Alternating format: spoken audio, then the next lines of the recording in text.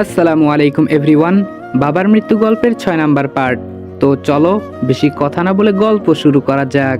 ভেবেছিলাম অভিমান করব মেঘার উপর, কিন্তু ওর মায়াবী মুখের পানে চেয়ে আমার সব অভিমান ভেঙে চূর্ণ বিচূর্ণ হয়ে গেছে। মেঘাও বোধহয় আমাকে পছন্দ করে, ওর অনেক আচরণ অবশ্য এটা প্রমাণ করেছে। কিন্তু কোথায় যেন আটকে পড়ে আছে সে। হয়তো বিয়ে ঠিক হয়ে আছে, এই জন্য বলতে পারছে না। কি করা যায় সেটাই ভাবছি। মেঘাকে প্রপোজ করব, না আবার যদি রিজেক্ট করে দেয় লজ্জা পাবো। মেয়েদের মতিগতি বোঝা বড় দায়। হয়তো মেঘার আচরণ সবার সাথে এমন। সেদিন বাসেই তো বলেছিল সে মিশুক স্বভাবের, সবার সাথে খুব সহজে মিশে। আমি অযথা শুধু শুধু ভাবছি মেঘাকে নিয়ে। মেঘা রেডি হয়ে আসার আগেই গালিব কোথা থেকে যেন হন্তদন্ত করে ছুটে এসে বলল, একটা সুখবর আছে। আমি বললাম কি? মেঘা বলল সেই মহিলাটির বাড়ির ঠিকানা পাওয়া গেছে। আমি বললাম কোন মহিলার? গালিব বলল ওই যে ফুপির পিয়ে ছিল না। আমি বললাম ও সে থাকে সেই ঠিকানায়। গালিব বলল কি বলবো, ঘটনা একদম নাজেহাল। আমি বললাম মানে? গালিব বলল সেই মহিলাটি নাকি চাকরি থেকে রিটায়ার্ড হওয়ার 2 দিন পর খুন হয়। আমি বললাম ওহ মাই গড। গালিব বলল আরেকটু বাকি আছে। আমি বললাম আবার কি? গালিব বলল তার ঠিক 1 দিন পর পুরুষ যে পিএস ছিল সেও আত্মহত্যা করে। আমি বললাম তুই এসব জানলি কি করে? গালিব বলল আমার সাথে চল। আমি বললাম এখনই? গালিব বলল হুম। আমি বললাম মেঘাকে নিয়ে এক জায়গায় যাব। গালিব বলল জাস্ট 1 মিনিট। আমি গালিবের সাথে চললাম, কে জানে আবার কি দেখাবে। গালিব বলল এই থানার এসআই আছে না? আমি বললাম হুম। গালিব বলল উনি আমার এক বেস্ট ফ্রেন্ডের বড় ভাই। উনি গত 4 বছর ধরে এই থানায় আছে। সপ্তাহে কমপক্ষে 5 বার এই বাড়িতে আসে। অবশ্য ফুপির কাজের জন্যই আসে। ওনাকে জিজ্ঞেস করেছিলাম ফুপির পুরনো পিএ আর পিএস এর কথা। তারপর উনি বলে তাদের মৃত্যুর কথা। আমি বললাম আচ্ছা খুনিকে ধরতে পেরেছিল কিনা বলেনি? গালিব বলল পারেনি। তাদের পরিবার থেকেও কেউ এই বিষয়ে গুরুত্ব দেয়নি আর উপযুক্ত প্রমাণও পাওয়া যায়নি। আমি বললাম আমার কাছে সব হিসেব এখন পানির মতো ক্লিয়ার। গালিব বলল কিসের হিসাব? আমি বললাম 2 বছর আগে যখন আম্মু আব্বুর কাছে যায় তখন নিশ্চয়ই তার পিএস আর পিএ সাথে ছিল। না হয় জানতো যে আম্মু ঢাকায় আব্বুর কাছে যাবে, আর সেদিন আম্মু আব্বুকে কোনো কারণবশত হত্যা করে। আই এম শিওর সেই পিএস আর পিএ ঘটনাটি জানতো। তখন আম্মু বুদ্ধি করে দুজনকে একদিনের চাকরি থেকে বহিষ্কার করে। তারপর দুজনকেই নিখুঁত কোনো প্ল্যান করে মেরে ফেলে। গালিব বলল একটা মার্ডার চাপা দিতে আরো 2টি মার্ডার? আমি বললাম হুম। গালিব বলল তবুও অনুমানের উপর কিছু বলা ঠিক না। আমি বললাম হুম, এই জন্যই ওদের দুজনের বাড়িতে যাওয়া লাগবে। গালিব বলল ঠিক আছে, আগে বিয়ের ঝামেলা শেষ হোক। আমি বললাম বিয়ে হলে তো? গালিব বলল বিয়ে কিভাবে আটকিয়ে রাখবি? আমি বললাম দেখি না কি করা যায়। গালিব বলল ওই যে দেখ পুলিশের ড্রেসের লোকটা। আমি বললাম উনি? গালিব বলল হুম। আমি বললাম ওনাকেও হাতে রাখলাম, এখন আমি এক জায়গায় যাব। গালিব বলল কোথায় যাবি? আমি বললাম বলবো না।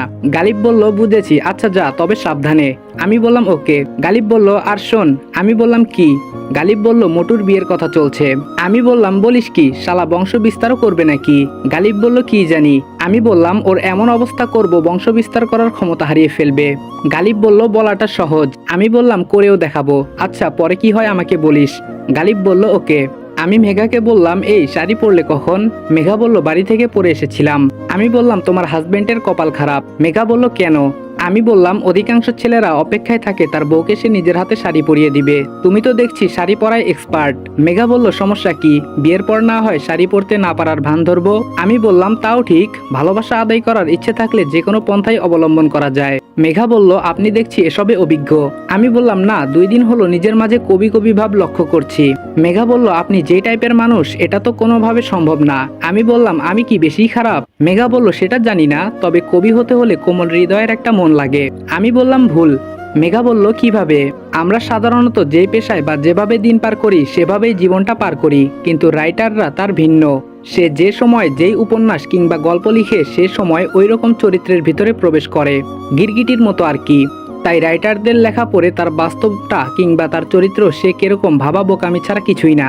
মেঘা বলল বুঝেছি, আপনি রাইটার না দেখে রাইটারদের নামে দুর্নাম ছড়াচ্ছেন। আমি বললাম বুঝের মানুষকে বোঝানো বেশ কষ্টের। আচ্ছা শাপলা বিল কোথায়? মেঘা বলল আর 1 মিনিট হাঁটলেই হবে। পশ্চিম আকাশে সূর্য হেলে পড়েছে সেই কখন, এখন ক্রমশ সে লাল বর্ণ ধারণ করছে।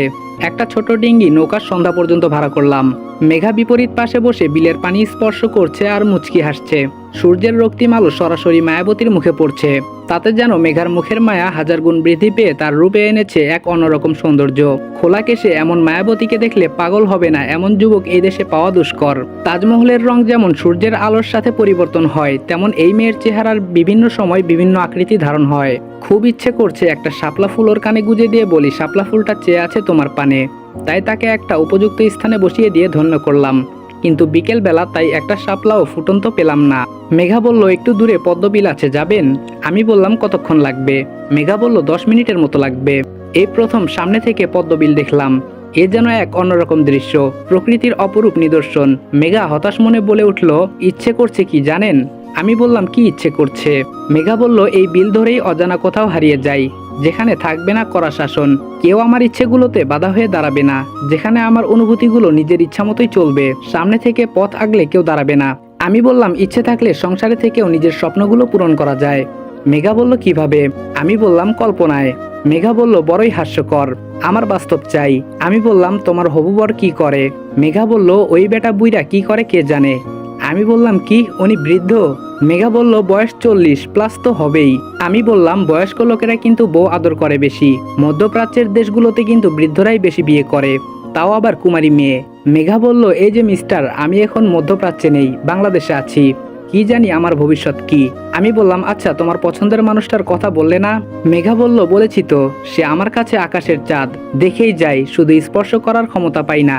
আমি বললাম আচ্ছা তোমার আকাশের চাঁদকে না হয় তুমি স্পর্শ করতে পারছো না, আমার আকাশের চাঁদকে কি আমি স্পর্শ করতে পারি? মেঘা বলল আপনি ভালো জানেন, সেটা আপনার সম্পূর্ণ ব্যক্তিগত। আমি বললাম ওহ তাই, তুমি কিন্তু কিছু বলতে পারবে না। মেঘা বলল আপনার আকাশের চাঁদ, আমি কিছু বলবো কোন দুঃখে? আমি বললাম শিওর। মেঘা বলল হুম। আমি পাশ থেকে একটা পদ্ম ফুল নিয়ে উঠে দাঁড়ালাম, এই সুযোগ কোনোভাবেই মিস করা যাবে না। আমাকে উঠতে দেখে মেঘা আমার দিকে বড় বড় চোখ করে তাকালো, মুখের মাঝে বিস্ময়কর ছাপ, এক হাতে বৈঠা আর অন্য হাতে একটা পদ্ম ফুল। ধীরে ধীরে বিপরীত পাশে গেলাম। মেঘা বলল আপনি এখানে কেন? আমি বললাম চুপ। মেঘা বলল পড়ে যাব তো। আমি বললাম একটু সামনে বসো। মেঘা বলল আমি অন্য প্রান্তে গিয়ে বসি। আমি বললাম ওয়েট। আমি মেঘার পেছনে গিয়ে বসলাম। মেঘা একটু অন্যদিকে ঘুরে তাকাতেই আমি তার কানের কাছের চুলগুলো সরিয়ে পদ্মফুলটা গেঁথে দিলাম। আমার স্পর্শে মেঘা কেঁপে উঠল, থমকে গিয়ে পেছনে তাকালো। মেঘা বলল এ কি করছেন আপনি? আমি বললাম অনুমতি নিয়েই করেছি। মেঘা বলল আমি আপনাকে কখন অনুমতি দিলাম? আমি বললাম একটু আগেই তো। মেঘা বলল তাই বলে আমি বললাম হুম, তুমি সেই মায়াবতী যে আমার কঠিন হৃদয়কে কোমল করেছ। জীবনে বহু নারীর সঙ্গে দেখা হয়েছে, কিন্তু কাউকে মনে ধরেনি। কেন যেন মন চাইছে আমার নিঃসঙ্গ জীবনে তোমাকে সঙ্গী করে অদূর ভবিষ্যতে তোমাকে নিয়ে পথ চলতে। মেঘার চোখে পানি কেন বুঝতে পারলাম না। এক হাত দিয়ে চোখের পানি মুছে বলল তীরে নিয়ে চলুন। আমি বললাম আমার কথার জবাব? মেঘা বলল এটা কখনো হবার নয়। আমি বললাম কেন? মেঘা বলল আপনাকে বলেও কোনো লাভ নেই, তীরে নিয়ে চলুন। বাকি পথটা আর কথা হয়নি, এক সময় তীরে এসে পৌঁছলাম। মেঘা নৌকা থেকে নেমে এক প্রকার দৌড়ে চলে গেল। মেঘাকে কথাটা বলা ঠিক হলো কিনা ভাবছি। ব্যর্থ প্রেমিকের মতো হতাশ মনে শুয়ে আছি বিছানায়, কিছুই ভালো লাগছে না। এইদিকে প্রতিনিয়ত তরির বিয়ে ঘনিয়ে আসছে, কিছু করার মতো উপায় হাতে নেই। সবগুলো বিষয় এখন গুরুত্বপূর্ণ হয়ে আছে, কোনটা রেখে কোনটা ভাববো সেটাও ভাবার বিষয়। আচ্ছা আমি কি একটা খুনির পেটে জন্ম নিয়েছি? আম্মু তো একটা খুনি, একটা খুন নয় 3টে খুন করেছে। সবার অগোচরে আরো কত খুন করেছে কে জানে। গালিব মেসেজ দিল নিচে যেতে। আমি প্রথমে ইতস্তত বোধ করলেও পরে রাজি হতে হলো, বিশেষ কথা আছে মনে হয়। প্রমা আর গালিব বসে আছে, আমি গিয়ে বসলাম সেখানে। প্রমা বলল ভাইয়া একটু এদিকে আসেন। আমি বললাম কেন? প্রমা বলল জাস্ট 2 মিনিট। প্রমার সাথে বেলকনিতে দাঁড়িয়ে আছি। প্রমা বলল মেঘাকে কি বলেছেন? আমি বললাম কি বলেছি? প্রমা বলল সেটাই তো জিজ্ঞেস করেছি, কি বলেছেন? আমি বললাম বলেছিলাম অবাগার মনের কথাগুলো। প্রমা বলল আপনাকে সেদিন বলিনি প্রমার বিয়ে ঠিক হয়ে আছে? আমি বললাম হুম, সেটা মেঘার ইচ্ছের বিরুদ্ধে। প্রমা বলল হুম, তাতে কি? আমি বললাম আচ্ছা বিয়েটা মেঘার ইচ্ছের বিরুদ্ধে হচ্ছে কেন? প্রমা বলল আপনাকে বলেনি? আমি বললাম না। প্রমা বলল অবশ্য আপনাকে বলেও লাভ নেই। আমি বললাম বলে দেখতে পারো। প্রমা বলল ওর বিয়ে একটা বুড়োর সাথে ঠিক হয়েছে। আমি বললাম কেন? প্রমা বলল ওরা 2 ভাই 4 বোন, বোনদের মাঝে সে সব থেকে বড়, ওর বাবা নেই।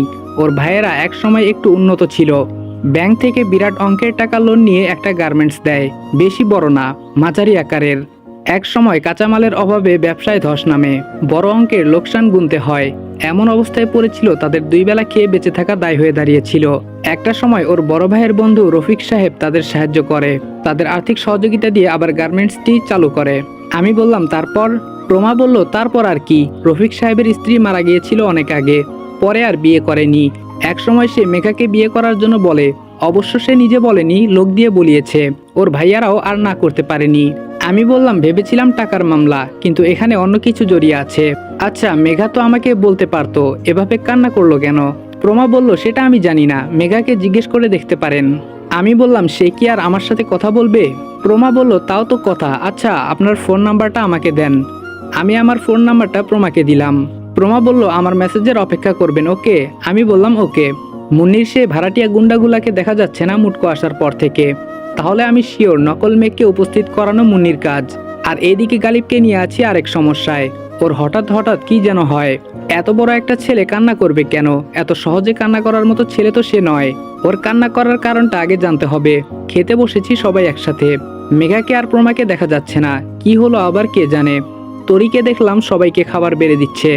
সবগুলো রাক্ষস গপ গপ করে খাচ্ছে। আমার পেটে খাবার যাচ্ছে না। নিজের চোখে নিজের বোনের এই অবস্থা কোনোভাবেই মেনে নিতে পারছি না। আম্মু কেন তরির সাথে এমন করছে বুঝতে পারছি। ওনার তো আপন মেয়ে। মা বাবা বাস্তবে যত খারাপ হোক সন্তানকে কষ্ট দেয় না। মুটকোটাকে কেমন নিজের হাতে তুলে তুলে খাওয়াচ্ছে। আমি প্লেটের উপর হাত নাড়ছি আর চোখে তরিকে দেখছি সবার দিকে কেমন অসহায় দৃষ্টিতে তাকিয়ে আছে। ওর মনটা হয়তো চাচ্ছে সবার সাথে বসে খাবার খেতে, কিন্তু মুখ ফুটে বলতে পারছে না। ছোট মামির প্লেটে ভাত দিতে গিয়ে তরির হাতের কনুইয়ে লেগে আচমকা সবজির বাটি থেকে মামির শাড়িতে কয়েক ফোঁটা ঝোল পড়ে গেল। মামি রেগে মেগে আগুন হয়ে গেল। বসা থেকে উঠে সজোরে 2টা থাপ্পড় দিল তরিকে।